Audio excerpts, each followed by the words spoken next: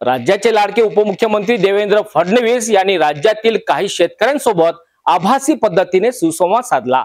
शेती किती एकर आहेत, कोणती पिके पेरली, उत्पन्न किती मिळालं, असं अनेक प्रश्नांसोबत या ठिकाणी फडणवीस यांनी संवाद साधला। सौर पंप ऊर्जेचा काय फायदा झाला असा सुद्धा प्रश्न विचारून देवाभाऊ यांनी शेतकऱ्यांसोबत आपुलकीच्या नात्याने सुसंवाद साधला। नमस्कार। नमस्कार सर। किती शेती आहे तुमच्याकडे? नमस्कार सर। शेती 5.5 एकर आहे जमीन। बरं, मला तुमच्याकडे आता पंप लागला की लावायचा आता? पंप लागलाय। किती HP चा लावला? किती 7.5 HP आहे। 7.5 HP आहे।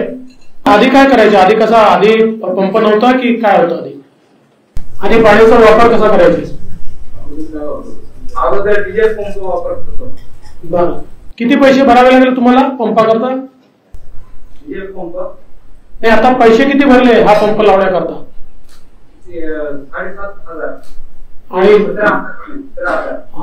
तुम्हाला माहिती आहे का सरकारने किती पैसे दिले त्याच्याकरता?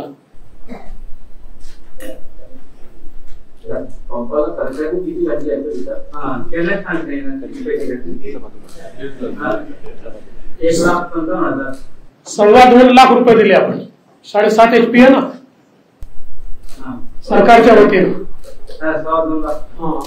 आणि आता तुम्हाला दिवसा नीट वीज त्या ठिकाणी मिळणार आहे, रात्रीची चिंता राहणार नाहीये, बरोबर आहे? कसं वाटतं? आता आनंद आहे की नाही? आता कसं वाटतंय? माझा एकदम पंप चांगला वाटतो। चांगला आहे, प्रेशर चांगला आहे।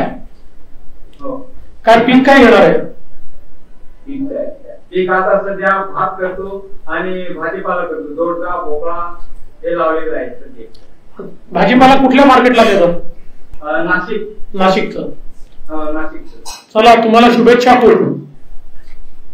धन्यवाद। धन्यवाद। पोलीस लाभार्थी आहेत किरण बावरिया।